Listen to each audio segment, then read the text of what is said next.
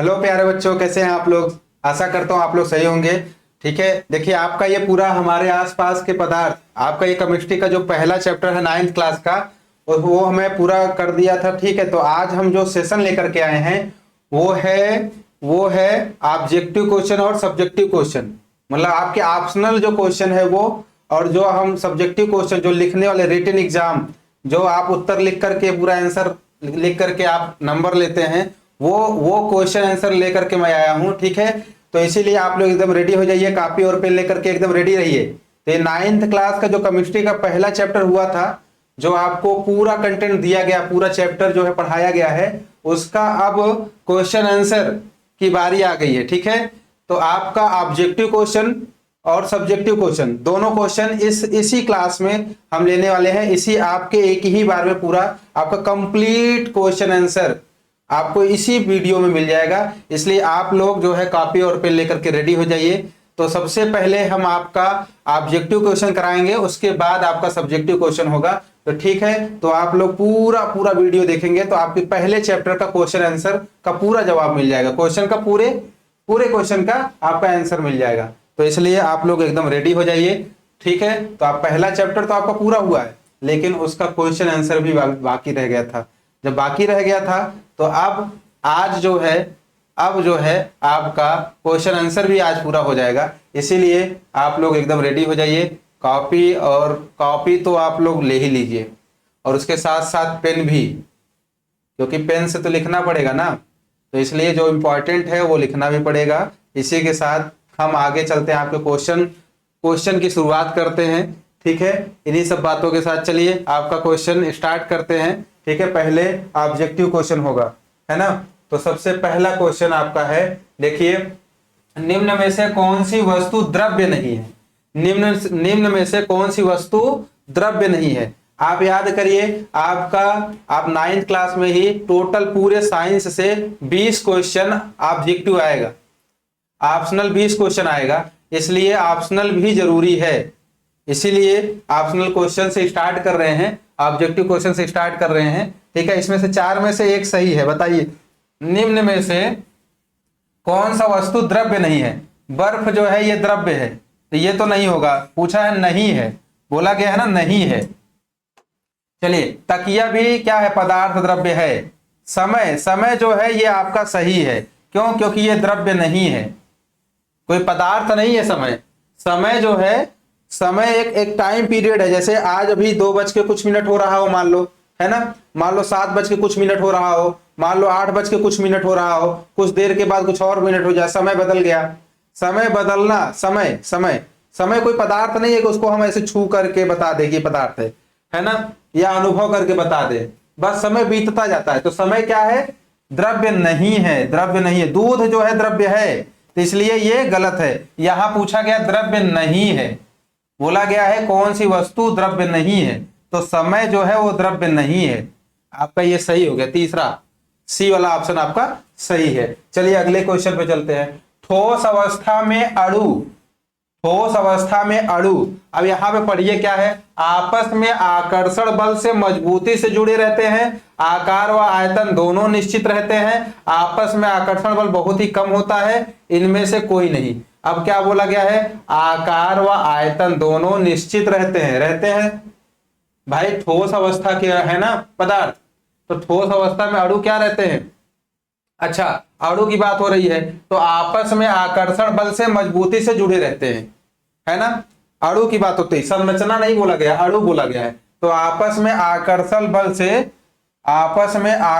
बल से मजबूती से जुड़े रहते हैं। यहां अणु जो है वो आकर्षण बल से जुड़े रहते हैं, तो आपका ये सही है, पहला वाला ऑप्शन, है ना, आपका ये पहला ऑप्शन सही है। चलिए इन्हीं के साथ चलते हैं, आगे चलते हैं। ठीक है, आगे चलते हैं। आगे चलने की वजह है कि अगला क्वेश्चन है, गैस अवस्था में अणु। यहां देखिए संरचना नहीं बोला गया, अणु बोला गया। अणु बहुत पास रहते हैं, थोड़ा पास रहते हैं, बहुत दूर रहते हैं, बहुत दूर रहते हैं, पास व दूर दोनों। यहां पे आपका जो है 4 ऑप्शन है, एक तो सही है, बहुत दूर गैस बोला गया है ना, बहुत दूर रहते हैं। यहां देखिए आपका सी ऑप्शन सही है। ठीक है, थोड़ा पास रहते हैं गलत है, बहुत पास पास रहते हैं, ये भी गलत है। पास और दूर दोनों, ये गलत है। ठीक है, बोला गया ना बहुत दूर दूर रहते हैं। भैया गैस अवस्था के बताया नहीं गया था कि यहाँ पे गैस बना लीजिए। ठीक है, ये मान लीजिए गैस है, तो इनके अणु जो है दूर दूर होते हैं, दूर दूर होते हैं, पास पास नहीं रहते हैं। तो इनके अणु जो है दूर दूर होते हैं। पास पास किसके रहते हैं? ठोस पदार्थ के रहते हैं। चलिए तो आगे चलते हैं अगले प्रश्न पे। पदार्थ के कणों के बीच, पदार्थ के कणों के बीच क्या होता है भाई? कोई बल नहीं होता है। पदार्थ के कणों के बीच कोई बल नहीं होता, केवल आकर्षण बल होता है, केवल विकर्षण बल होता है। आकर्षण और विकर्षण दोनों बल होते हैं। अब यहां बताना है आपको, यहां पे बताना है पदार्थ के कणों के बीच में क्या होता है। कोई बल नहीं होता, ये तो गलत है। बल तो होता ही होता है। केवल आकर्षण बल होता है, तो केवल भी नहीं होता है, केवल गलत है।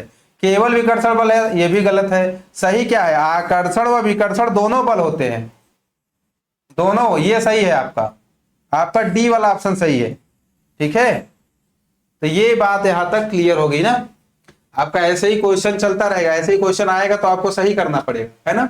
इसीलिए कह रहे हैं कि आप लोग ध्यान से जो है क्लास को देखिए। ठीक है, तो चलिए ठीक है, तो आगे चलते हैं। तरल अवस्था में अणुओं के बारे में कौन सा कथन सही है? तरल अवस्था, तरल का मतलब लिक्विड की बात हो रही एकदम। हाँ, आयतन व आकार दोनों निश्चित। ठीक है, आयतन निश्चित, आकार अनिश्चित। आयतन अनिश्चित, आकार निश्चित। आयतन व आकार दोनों देख लीजिए आप लोग, एकदम देखिए।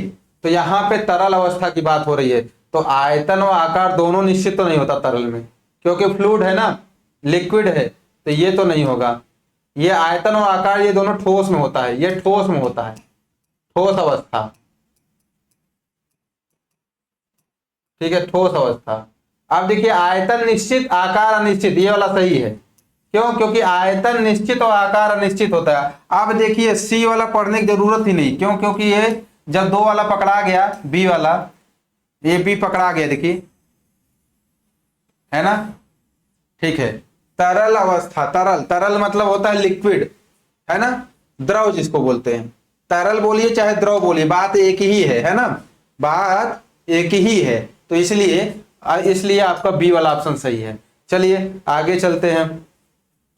तरल पदार्थ होते हैं, ठोस होते हैं, गैस होते हैं, ए व बी दोनों, इनमें से कोई नहीं। तो बताइए भाई तरल पदार्थ, अभी यहां बोला गया था ना तरल पदार्थ, इसके पहले ही तरल पदार्थ के लिए जो है आपको मिल चुका था। बताइए होते हैं, तरल पदार्थ होते हैं।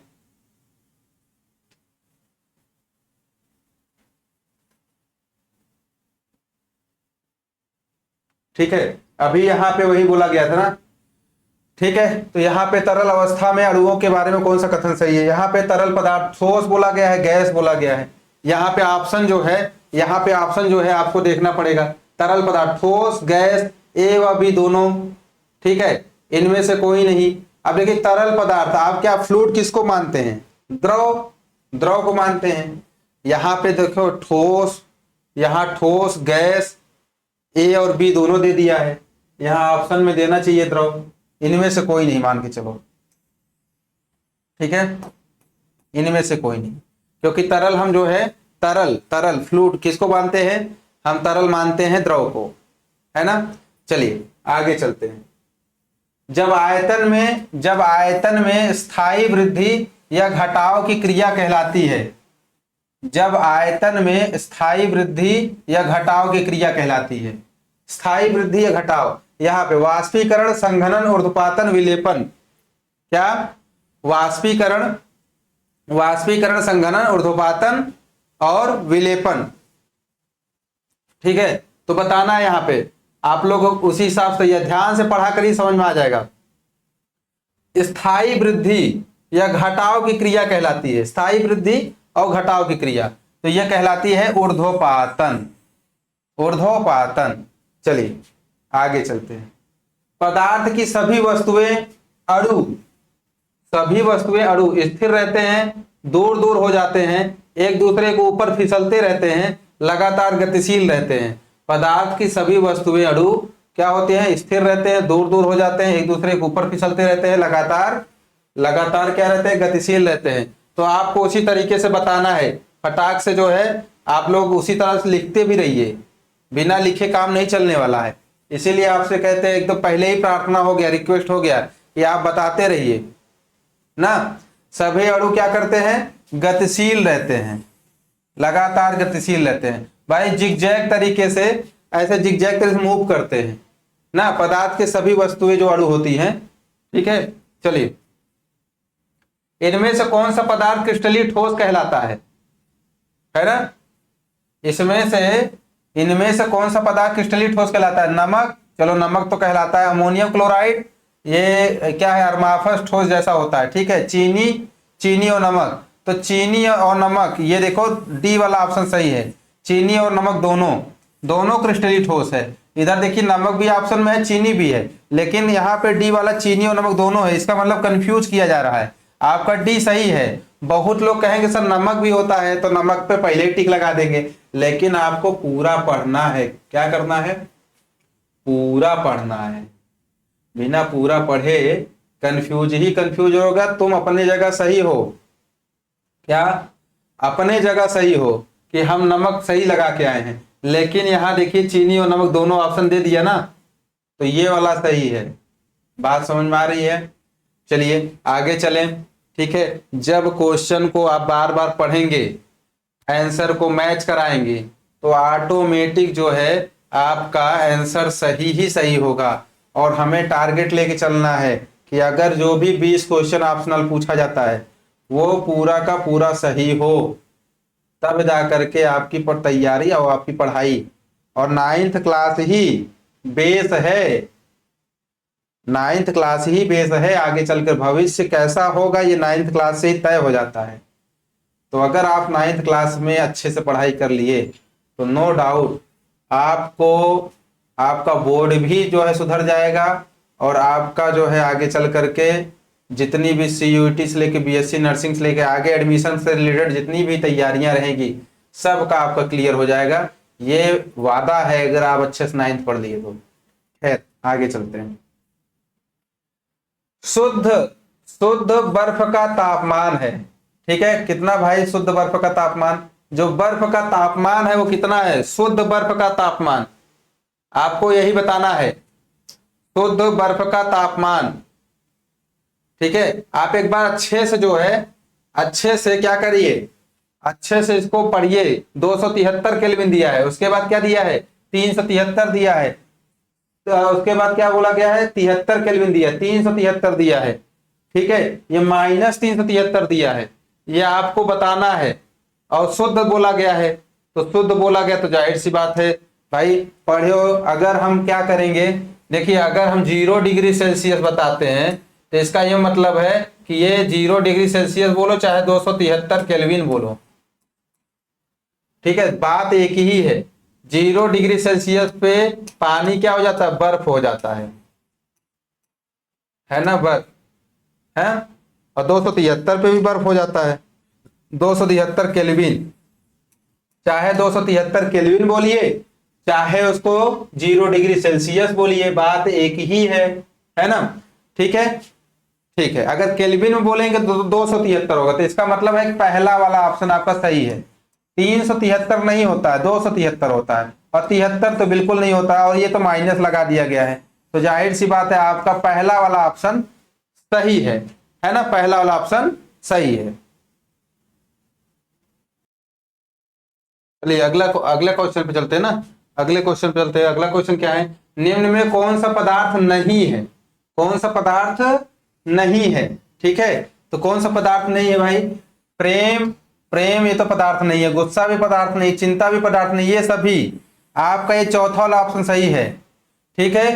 प्रेम हो गया, गुस्सा हो गया, सुनिए, प्रेम हो गया, गुस्सा हो गया, चिंता हो गया, ये तीनों पदार्थ नहीं, इसलिए लिखा गया ये सभी पदार्थ नहीं है, ये सभी पदार्थ नहीं है, ठीक है। चलिए ये बात तो आपका क्लियर हो गया। आगे चलते हैं। अगला, निम्नलिखित में से कौन सा कथन सत्य है, ठोस का निश्चित आकार और निश्चित आयतन होता है। एक बार जरा ध्यान से सुनिए, तो एक बार जरा ध्यान से देखिए जरा, तो हम यहां बताने जा रहे हैं ना, थोड़ा यहां देखिए, ठोस का, यहां देखिए पढ़िए, ठोस का निश्चित आकार और निश्चित आयतन होता है। याद करिए जरा, ठोस का निश्चित आकार और निश्चित आयतन बताया गया कि नहीं बताया गया? ठोस जो है अवस्था के जो पदार्थ होते हैं उसके आकार निश्चित होते हैं और उसके आयतन भी निश्चित होते हैं। ये बात बताई जा चुकी है?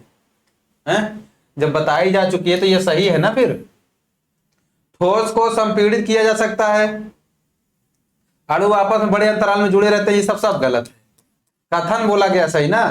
ठोस आसानी से बहते हैं, ठोस बहता है, द्रव बहता है ना। चलिए, तो क्या निकला, निष्कर्ष क्या निकला भैया? ऑप्शन ए सही है, पहला वाला ऑप्शन ए सही है, ऑप्शन ए सही है। चलिए आगे चलते हैं। गैस की कोई सीमा नहीं होती, केवल क्या गैस की सीमा नहीं होती है तो कोई बात नहीं, केवल क्या निश्चित होता है, द्रव्यमान कि द्रव? ना ही द्रव्यमान निश्चित होता है ना ही द्रव, आयतन निश्चित रहता है। आयतन, गैस है ना। अच्छा, गैस की कोई सीमा नहीं होती है, केवल क्या निश्चित होती है? अच्छा, इसमें तो भाई जाहिर सी बात है, आयतन कोई निश्चित नहीं रहता है। आयतन देखिए, अब यहाँ गैस है, लिक्विड नहीं है, गैस है, तो सबसे पहली बात है इनमें से कोई नहीं होगा। क्यों? क्योंकि भाई द्रव्यमान भी गलत है, द्रव भी गलत है, आयतन भी गलत है, गैस बोला गया है ना, इनमें से कोई नहीं। यहाँ ये शब्द आ गया गैस, गैस की कोई सीमा नहीं होती, केवल क्या होता है, इनमें से कोई नहीं है। भाई जाहिर सी बात है, कुछ है ही नहीं तो क्या भरेंगे? द्रव्यमान भरेंगे तब भी गलत हो जाएगा, द्रव भरेंगे तभी क्योंकि गैस है, आयतन लिखेंगे तब भी गलत हो जाएगा क्योंकि गैस का आयतन निश्चित नहीं होता, यहाँ निश्चित होता लिखा है, तो जाहिर सी बात तीनों गलत, इनमें से कोई नहीं ऑप्शन है, तो ये वाला सही करिए। चलिए आगे, बर्फ का गलनांक, बर्फ कितने पे गलता है? बर्फ जमता भी 0 डिग्री सेल्सियस पे है और 0 पे ही गलना शुरू भी हो जाता है। बर्फ बना है, खूब बर्फ तगड़ा जम करके एकदम ठोस हो गया, सॉलिड हो गया है, लेकिन गलना भी शुरू होगा तो 0 से शुरू होगा। जैसे और टेम्परेचर देखो 0 से गलना शुरू होगा, जैसे टेम्परेचर 1 होगा तो पूरा पानी हो जाएगा, है ना। तो जाहिर सी बात है, तो ये 0 डिग्री सेल्सियस पे बर्फ गलना शुरू हो जाता है।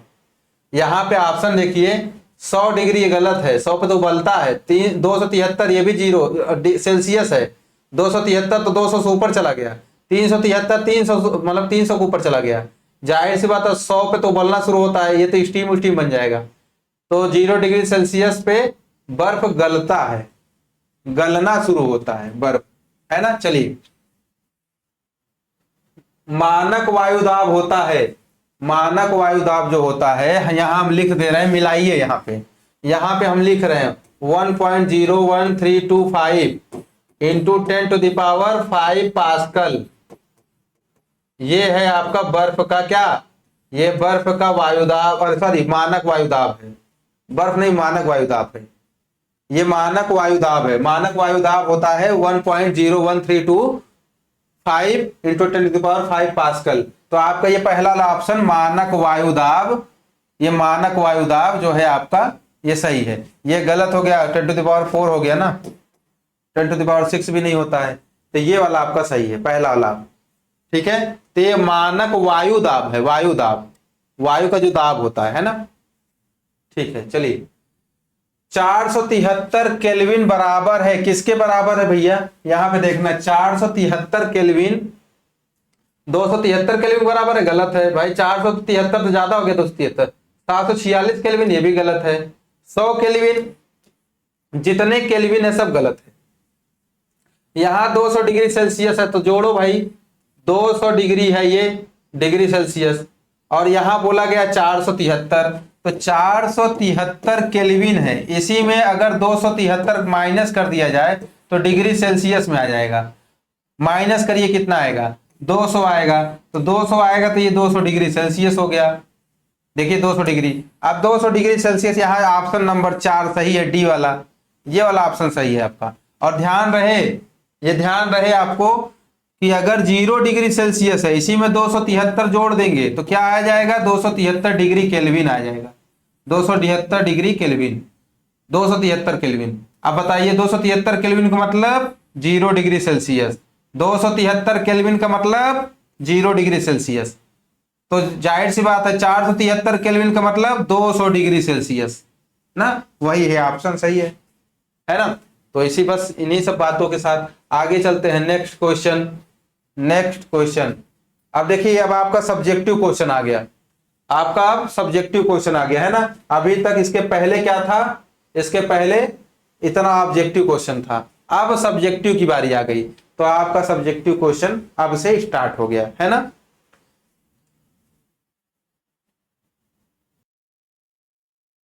तो चलिए फिर आपका अगला सब्जेक्टिव क्वेश्चन लेते हैं। चलिए अब यहां से जो है आपका सब्जेक्टिव क्वेश्चन स्टार्ट हो जाता है ना।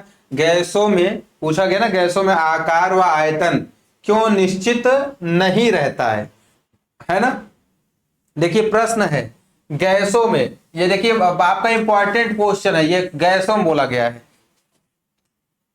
चलिए, तो बोला गया है गैसों में आकार एवं आयतन क्यों निश्चित नहीं रहता, आपको ये बताना है ना, बताना है। तो चलिए स्टार्ट करते हैं। आपका इंपॉर्टेंट क्वेश्चन, इंपॉर्टेंट क्वेश्चन है, तो इसके लिए हमें जो है चलना पड़ेगा आपको आंसर देने के लिए। यहाँ पे उत्तर लिखिए, रीजन निकालना है, बताना है क्यों। देखिए गैसों के गैसों के गैसों के गैसों के अणुओं के मध्य अणुओं के मध्य अणुओं के मध्य आकर्षण बल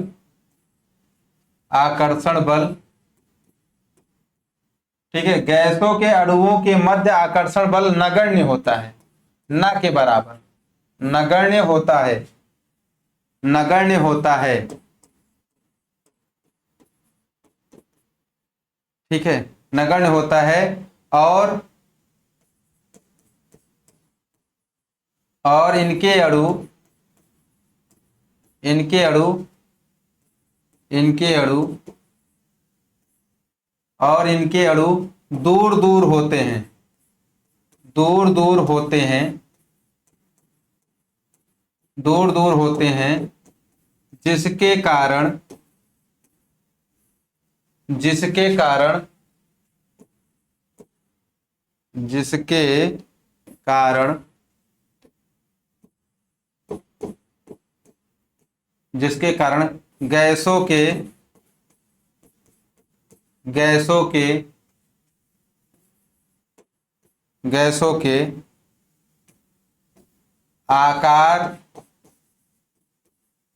गैसों के आकार एवं आयतन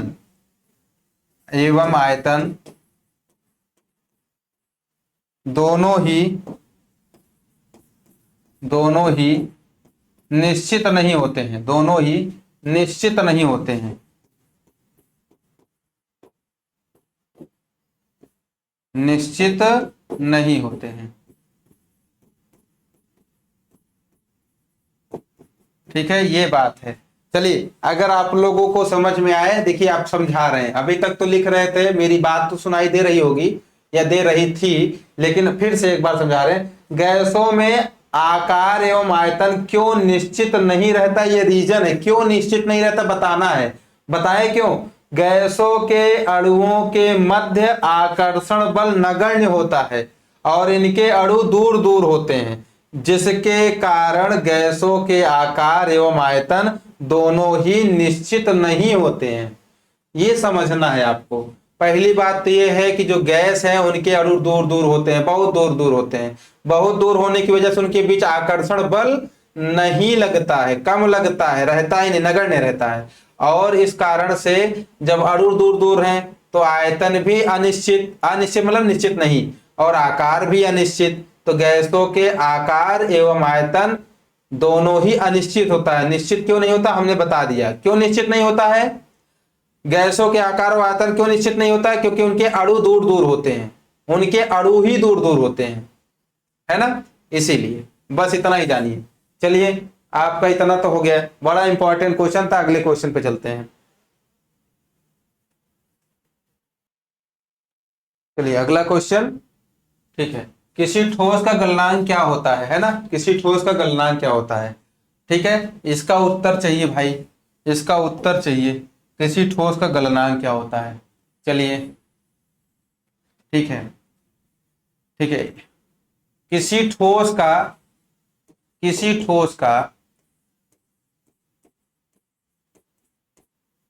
ठोस का द्रव में बदलने के लिए, द्रव में, द्रव में बदलने के लिए, बदलने के लिए, बदलने के लिए एक निश्चित तापमान, एक निश्चित तापमान, एक निश्चित तापमान,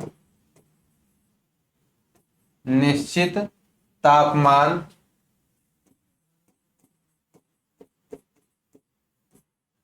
किसी ठोस का द्रव में बदलने के लिए एक निश्चित तापमान की आवश्यकता होती है, की आवश्यकता, आवश्यकता की आवश्यकता होती है।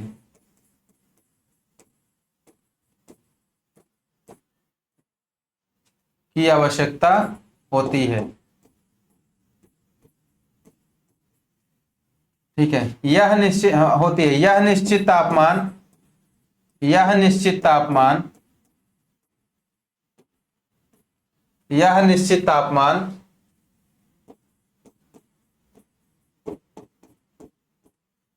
ठोस का, यह निश्चित तापमान ठोस का गलनांक कहलाता है, गलनांक कहलाता है, ठीक है। चलिए इतना समझिए। जैसे, जैसे यहां पे लिख दे रहे हैं, जैसे बर्फ का गलनांक,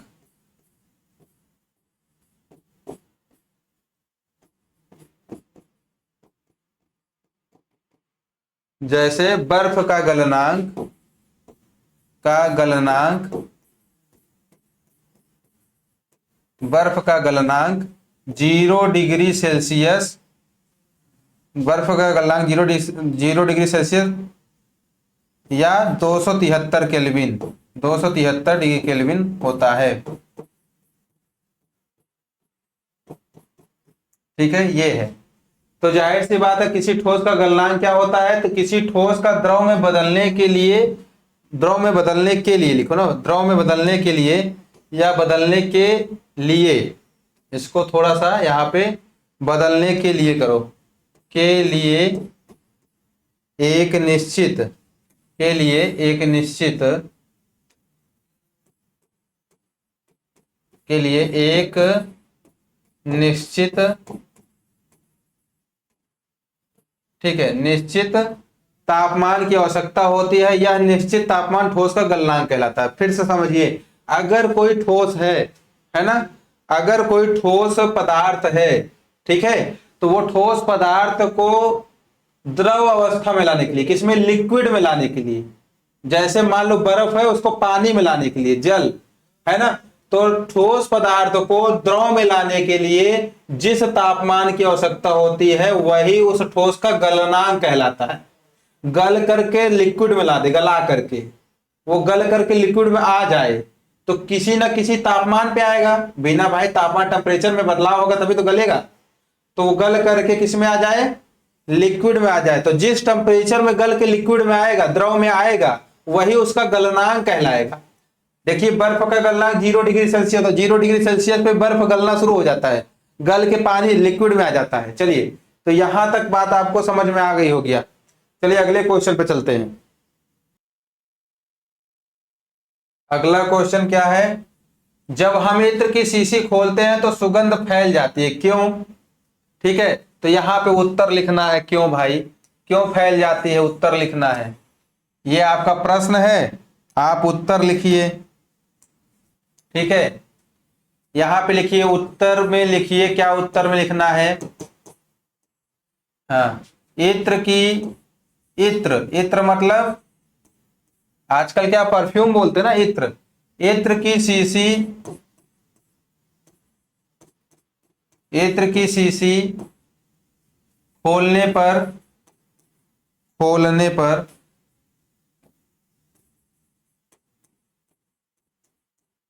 खोलने पर सुगंध, सुगंध सुगंध, देखिए यही है, इत्र की शीशी खोलने पर सुगंध, खोलने पर सुगंध इसलिए फैल जाती है, सुगंध विसरण के कारण, सीधे विसरण लिखो, सुगंध विसरण के कारण, विसरण के कारण फैलती है, विसरण के कारण फैलती है,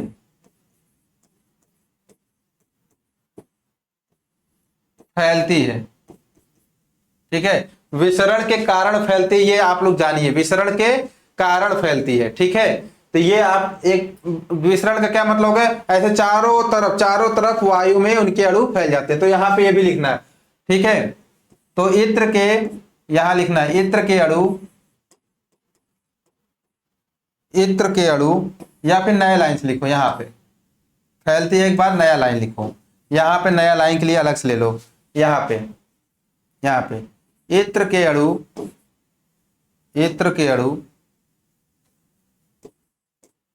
इत्र के अणु, अणु वायु में फैल जाते हैं, फैल जाते हैं, जिसके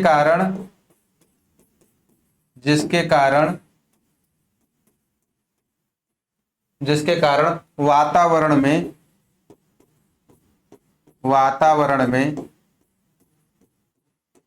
सुगंध फैल जाती है।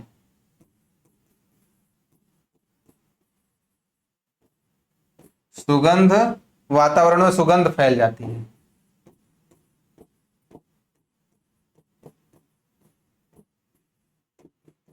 चलिए, ये आपका हो गया, एक बार समझ लीजिए। देखिए, जब हम इत्र की शीशी खोलते हैं तो सुगंध फैल जाती है। क्यों? इत्र की शीशी खोलने पर सुगंध विसरण के कारण फैलती है। इत्र के अणु वायु में फैल जाते हैं, जिसके कारण वातावरण में सुगंध फैल जाती है। ठीक है, यही है मतलब कि जो इत्र के अणु है ना, इत्र के अणु वो क्या करते हैं, इत्र के अणु वायु में फैल जाते हैं। जब वायु में फैल जाते हैं तो इत्र का सुगंध जो है वो हमें प्रतीत होता है, इत्र का जो सुगंध होता है वो हमें प्रतीत होता है। ठीक है, तो ये आपको समझना बस इतना था। इस क्वेश्चन का यही जवाब था, है ना, सिंपल। आप भी समझते हैं कि हाँ इसको हम ऐसे लिख सकते हैं, तो इसीलिए आप बहुत सिंपल बताएंगे, आप उसका आंसर जानते हैं। बस हमारा काम क्या है, आपके उत्तर को क्लियर कर देना, सही कर देना कि आप जो जानते हैं वो सही है। इसीलिए आप लोग ये जानते थे कि इत्र सुगंध जो है जब वायु में फैलता है तो उसके अणु जब फैलते हैं तो सुगंध, हमें सुगंध प्रतीत होता है, पता चलता है। चलिए, तो यहां तक आपको समझ में आ गया। अगले क्वेश्चन पे चलते हैं।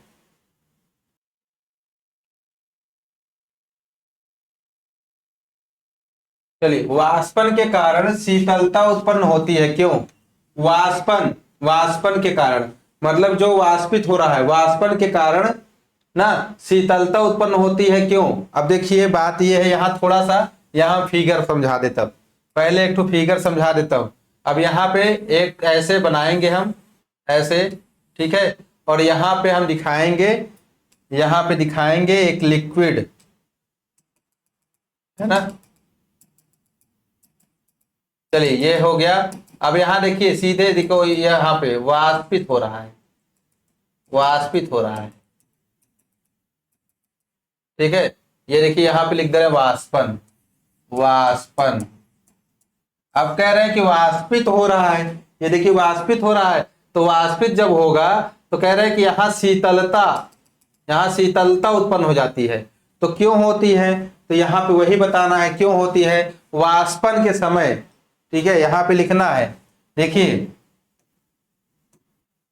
चलिए, उत्तर क्या है भाई, उत्तर क्या है, उत्तर समझिए। वाष्पन के समय, वाष्पन के समय, वाष्पन के समय, ठीक है, वाष्पशील अणु, वाष्पशील अणु, अणु सतह से, ठीक है, समझिए, वाष्पन के समय वाष्पशील अणु सतह से ऊर्जा लेकर लेकर वाष्पित हो जाते हैं, लेकर वाष्पित हो जाते हैं, वाष्पित,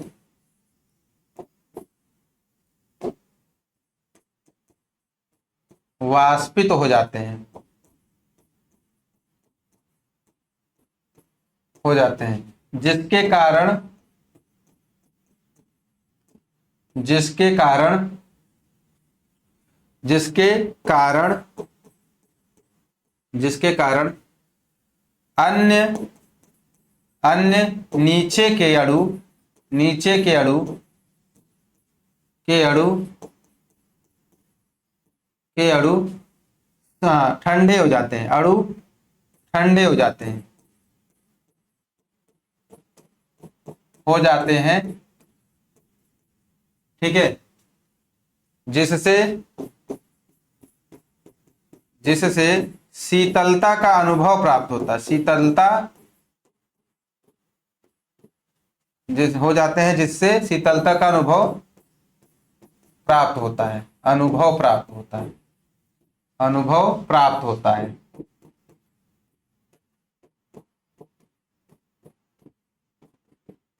ठीक है, ये है वाष्पन के समय, जब वाष्पन, वाष्पन मतलब जब ये प्रक्रिया हो रही हो, वाष्पन मतलब कि कोई भी द्रव हो, वाष्प होकर के उसके अणु ऊपर जा रहे हो, वाष्प होकर उसके अणु ऊपर जा रहे हो, तो क्या होगा, वाष्पन के समय वाष्पशील अणु, जो वाष्पशील अणु है, सतह, सतह से ऊर्जा लेकर, सतह से ऊर्जा लेकर, सतह से, सतह मतलब जहां से वाष्पित हो रहे हैं, देखिए सतह है, यहाँ देखिए आपको थोड़ा सा बनाना पड़ेगा, यहाँ पे ये देखिए ये सतह है, ये देखिए यहाँ पे ये सतह है, इसी यहीं से ये जितना भी अणु है एनर्जी लेकर के तभी ना वाष्पित हो रहे हैं, ऊर्जा लेकर के, ऊष्मा लेकर के ऊपर उड़े जा रहे हैं। अब जो ऊर्जा लेकर के वाष्पित हो जाते हैं और जिसके कारण अन्य नीचे के जो अणु है, यहाँ नीचे वाले, ऊपर वाला तो ऊर्जा लेके उड़ गया, ऊपर वाला ऊष्मा लेके उड़ गया, नीचे वाला बचा रह गया ना, नीचे वाला बचा रह गया, जो नीचे वाला बचा रह जा रहा है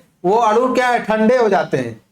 क्यों ठंडे हो जाते हैं, क्योंकि ज्यादातर तो अणु ऊपर से ऊपर गर्म होकर ऊपर उड़ गया, नीचे वाला क्या ठंडा भी है ना, वो अब गर्म होगा तब ना ऊपर जाएगा, तो अभी जब तक ऊपर नहीं जा रहा तब तक नीचे ठंडा है, इसीलिए क्या है, नीचे के अणु ठंडे हो जाते हैं, जिससे शीतलता का अनुभव प्राप्त होता है, वही है शीतलता उत्पन्न होती है। क्यों उत्पन्न होती है, क्योंकि ऊपर की जो सतह है ना, वो ऊर्जा लेकर के ऊपर उड़ जाते हैं, वाष्पित हो जाते हैं, तो ऊर्जा तो सब ले लिया, नीचे वाला जो है क्या, अभी वो ऊर्जा फिर लेगा तब तो गर्म होगा, तब जाके वाष्पित होगा, लेकिन नीचे वाला क्या है, नीचे वाला ठंडा है, ऊपर वाला ऊर्जा लेके ऊपर उड़ गया, वाष्पित हो गया, इसीलिए वाष्पन के कारण, वाष्पन के कारण, उसके कारण शीतलता उत्पन्न है, क्योंकि वाष्पन में सतह का जो ऊपर वाला अणु है वो ऊर्जा ले लिया, ऊर्जा खींच लिया पूरा, इसीलिए नीचे वाला जो अणु है वो ठंडे हो गए, है ना। तो चलिए इतना आपका था, तो चलिए अगले क्वेश्चन पे चलते हैं।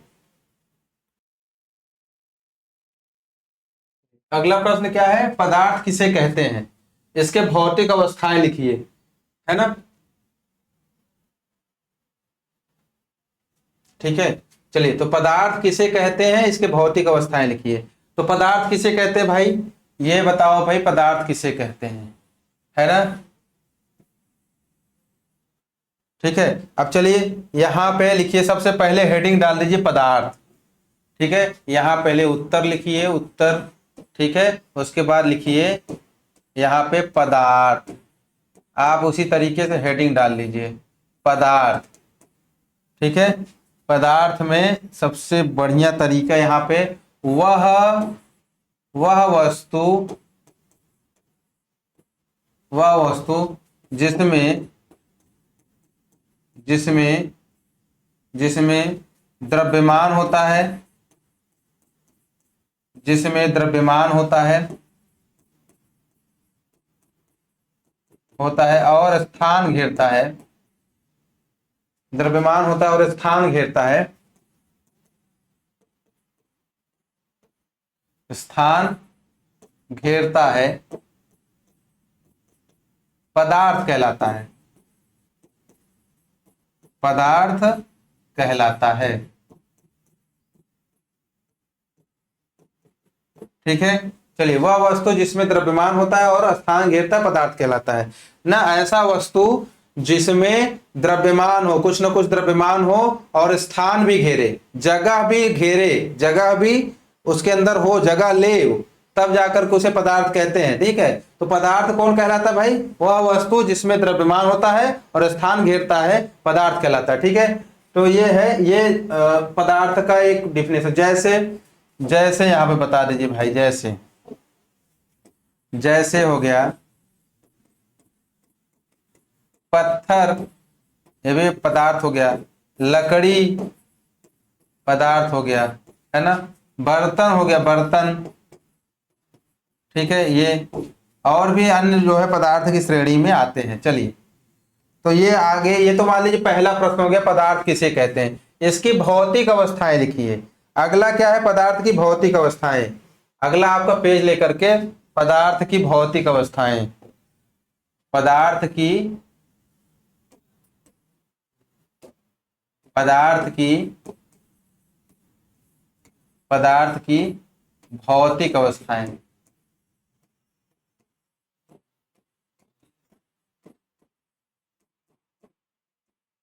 चलिए, पदार्थ की भौतिक अवस्थाएं। ठीक है, पदार्थ की भौतिक अवस्थाएं भाई यहां से हम खींच रहे हैं, यहां से। देखिए, पहली बात तो भौतिक अवस्थाओं के बारे में चर्चा हो जा चुकी है ना, जाहिर सी बात है। देखिए, उस दिन हम पढ़ाए थे तो बता रहे थे कि भाई अगर देखा जाए तो पदार्थ की जो है टोटल 5 अवस्थाएं हैं। पदार्थ की टोटल जो है 5 अवस्थाएं हैं, है ना। पहला कौन सा है? पहला है ठोस अवस्था, ठोस अवस्था, यह पदार्थ की पहली अवस्था है। दूसरा है द्रव अवस्था।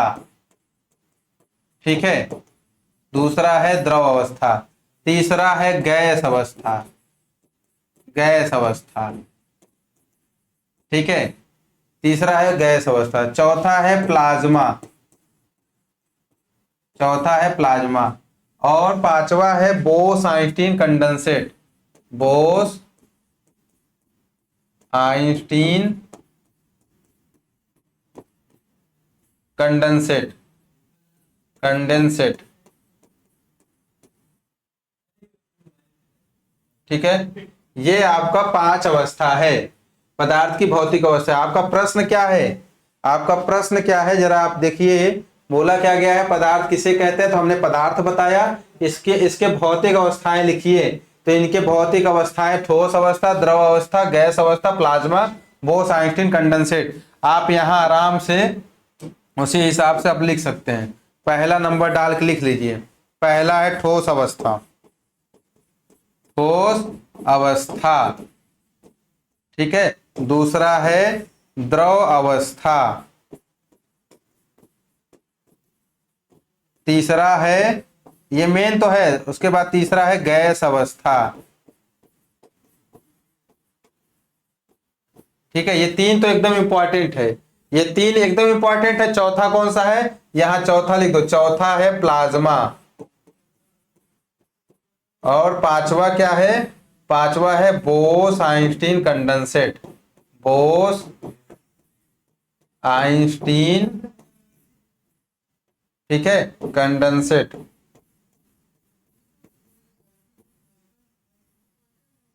ठीक है, ये आपका जो है, ये आपका 5 हो गया, है ना। चाहे तो इसको लाइन से यहां लिख सकते हैं, बोस आइंस्टीन कंडेंसेट।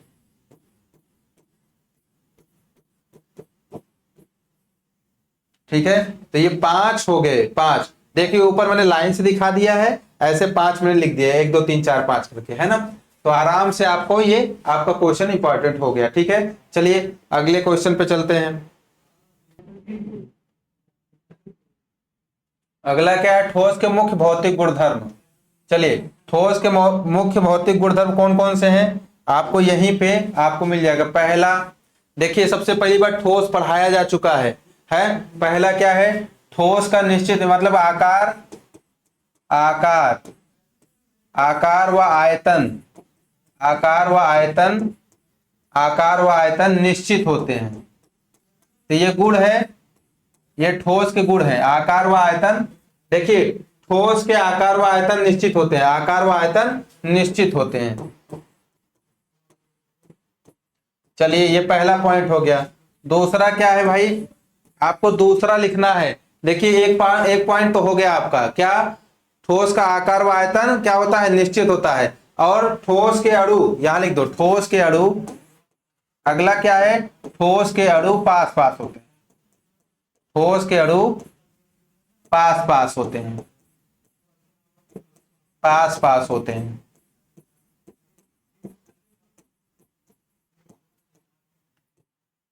ठीक है, आपका दो हो गया, ठोस के अणु पास पास होते हैं, दो हो गया आपका। ठीक है, ठीक है। चलिए ठोस में और क्या होता है भाई, ठोस में आकर्षण बल लगता है। ठोस के अणु के बीच, ठोस के अणुओं के बीच, ठोस के अणुओं के बीच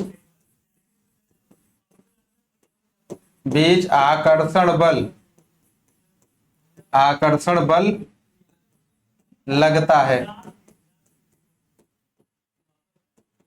आकर्षण बल लगता है। ठोस के अणुओं के बीच आकर्षण बल लगता है, ये तीसरा पॉइंट हो गया। यही ना पूछा गया है, ठोस के मुख्य भौतिक गुणधर्म बताइए, यही बात पूछी गई है।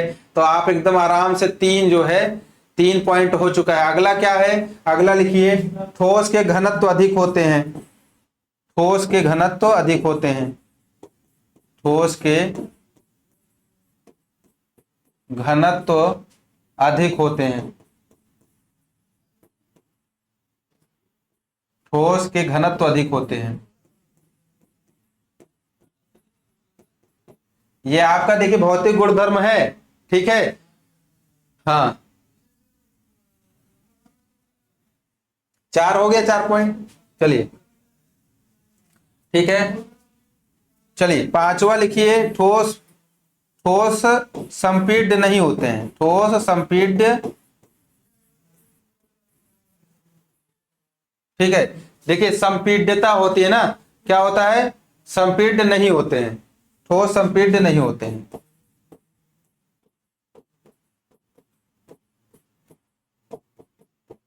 चलिए ये पॉइंट हो गया आपका। चलिए हो गया, बस बहुत हो गया। ठोस के मुख्य भौतिक गुणधर्म ये पांच तो लिख दोगे, पूरा का पूरा नंबर आ जाएगा, पूरा का पूरा नंबर आप पाएंगे, ये जान लीजिए। चलिए आगे नेक्स्ट क्वेश्चन पे चलते हैं।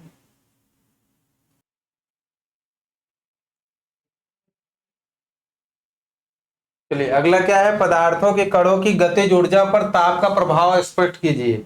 पदार्थों को, पदार्थों के कणों की, पदार्थों के कणों की गतिज ऊर्जा पर ताप का प्रभाव स्पष्ट कीजिए। ठीक है, ताप का प्रभाव, भैया ताप का प्रभाव बताना है ना। चलिए यहाँ पे आप लोग जो है एकदम ताप का प्रभाव बताइए। ठीक है, जाहिर सी बात है, जब भी हम किसी भी पदार्थ पे ताप बढ़ाएंगे, टेम्परेचर बढ़ाएंगे, तो यहां पे लिखिए, जब हम किसी पदार्थ पर, किसी पदार्थ पदार्थ पर तापमान ना, पदार्थ पर ताप, ताप लिखो, ताप। ठीक है, जब हम किसी पदार्थ पर ताप बढ़ाएंगे, बढ़ाएंगे बढ़ाएंगे तो तो उनके उनके कणों की, उनके कणों की गतिज ऊर्जा, की गतिज ऊर्जा, गतिज ऊर्जा तापमान की वजह से, तापमान की वजह से, की वजह से, वजह से,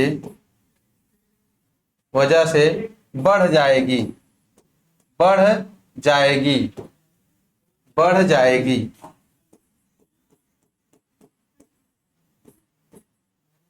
बढ़ जाएगी।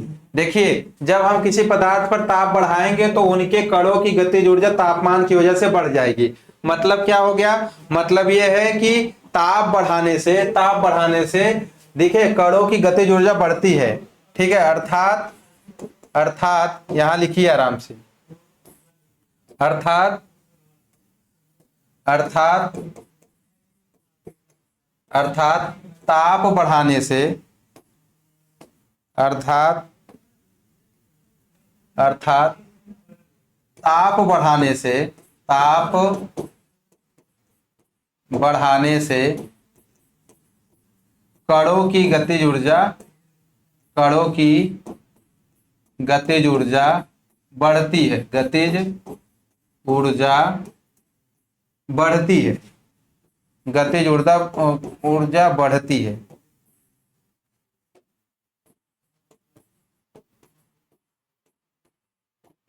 बस इतना जानना है। देखिए जो प्रश्न है उसी का आंसर दे रहे हैं। प्रश्न क्या लिखा हुआ है, पदार्थ के कणों की गतिज ऊर्जा पर ताप का प्रभाव क्या होता है। तो पदार्थ के कणों की गतिज ऊर्जा ताप के कारण क्या होता है, ताप के कारण बढ़ती है। गतिज ऊर्जा बढ़ती है या देखिए बढ़ जाएगी मतलब अर्थात ताप बढ़ाने से कणों की गतिज ऊर्जा बढ़ती है। ताप का प्रभाव क्या होगा, ताप का प्रभाव क्या होगा, ताप का प्रभाव क्या होगा, गतिज ऊर्जा बढ़ेगी, कणों की गतिज ऊर्जा मूवमेंट बढ़ जाएगा। किसकी वजह से, ताप की वजह से। किसकी वजह से, ताप की वजह से। चलिए यही आपका आंसर है। आगे चलें।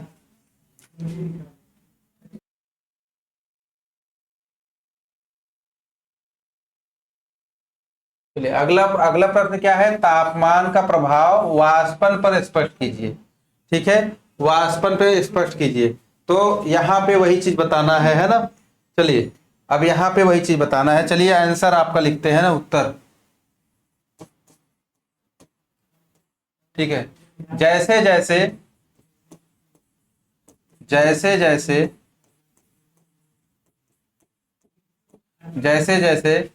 तापमान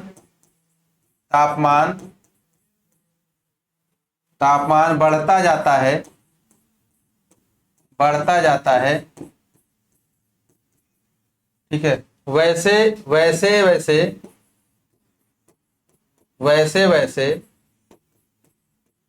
कणों की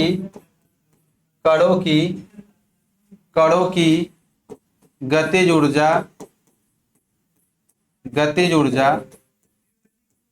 ऊर्जा बढ़ती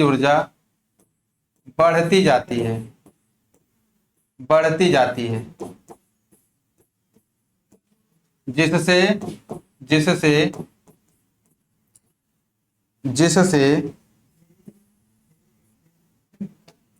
जिससे कणों का या फिर कणों का द्रव से गैस में परिवर्तित होकर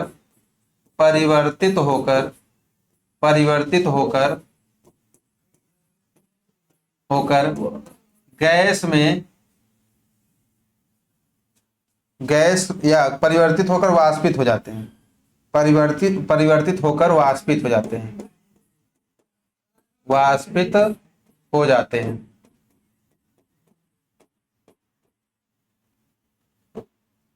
वाष्पित हो जाते हैं। चलिए यही है, तापमान का प्रभाव वाष्पन पर स्पष्ट कीजिए। जैसे जैसे तापमान बढ़ता जाता है वैसे वैसे कणों की गतिज ऊर्जा बढ़ती जाती है, जिससे कणों का द्रव से गैस में परिवर्तित होकर वाष्पित हो जाते हैं ना, या कणों का द्रव से गैस में परिवर्तित होकर वाष्पन की प्रक्रिया बढ़ जाती है या वाष्पित हो जाते हैं। ठीक है, कण, जिससे कण लिख दो, कणों का नहीं, कण, जिससे कण यहां पे आराम से, जिससे कण द्रव से गैस में परिवर्तित होकर वाष्पित हो जाते हैं।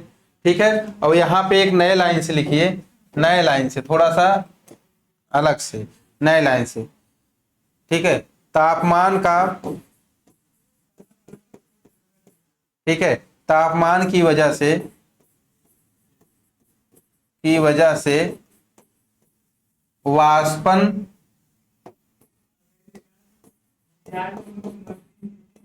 वाष्पन की प्रक्रिया बढ़ जाती है,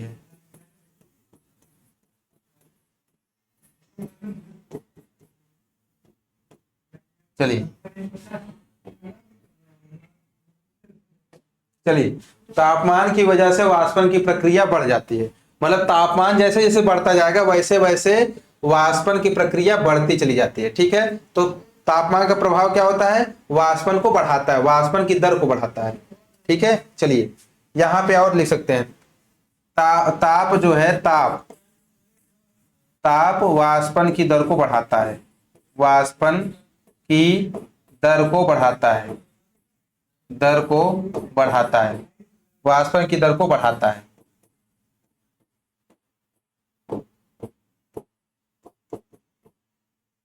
ठीक है, ये हो गया, ये आपका क्वेश्चन है ना। चलिए पूरा आंसर हो गया इसका, तो अगले अगले प्रश्न पे चलते हैं।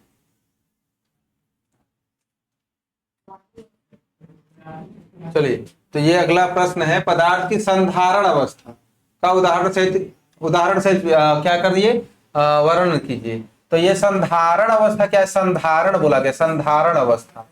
ठीक है, ये क्या है अभी समझा रहे हैं। ठीक है, जब कोई पदार्थ देखिए, कोई भी ऐसा पदार्थ हो, जब कोई पदार्थ अपने सामान्य तापमान पर और दाब पर, सामान्य ताप और दाब पर अपनी स्थिति में रहे, मतलब कि अपनी दाब पर ठोस, द्रव, गैस की स्थिति में रहे, उस अवस्था में स्थिर रहे, तो उसको संधारण अवस्था कहते हैं। फिर से एक बार समझिए, जो यहां पे लिख रहे हैं उत्तर। ठीक है, जब कोई पदार्थ की बात हो रही ना, समझिए, जब कोई पदार्थ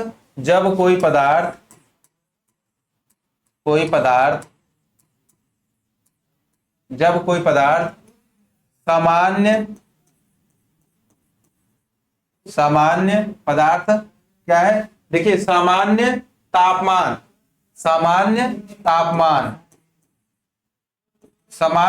लिखो, सामान्य ताप और दाब पर।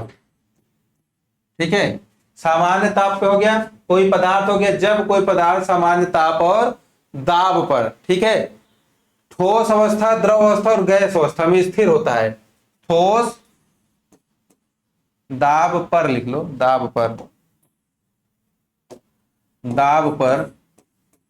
ठोस, ठीक है, द्रव व गैस अवस्था में स्थिर रहता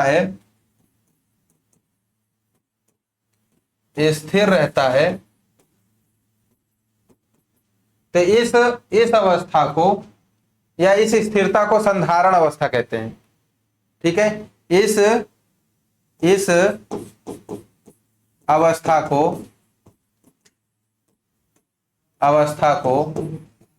संधारण अवस्था कहते हैं, संधारण अवस्था कहते हैं। चलिए, ये आपका जो है संधारण अवस्था हो गया, है ना, बहुत ही इंपॉर्टेंट है। ठीक है, तो यहाँ पे इस अवस्था को संधारण अवस्था कहते हैं, या इसे संधारण अवस्था कहते हैं, ऐसा लिखो, थोड़ा सा और अवस्था का छोड़ दो, इसे संधारण अवस्था कहते हैं। स्थिर रहता है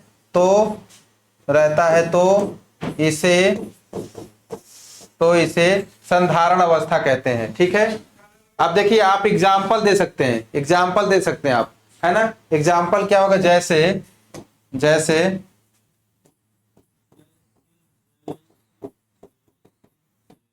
ठीक है, जैसे अब द्रव है ना, द्रव पानी, तो वो क्या होता है भाई, बर्फ भी बनता है ठोस अवस्था में। मान लीजिए यहाँ पे हम लिख दे रहे बर्फ, है ना, यहां लिख दे रहे ठोस, ठीक है, कामा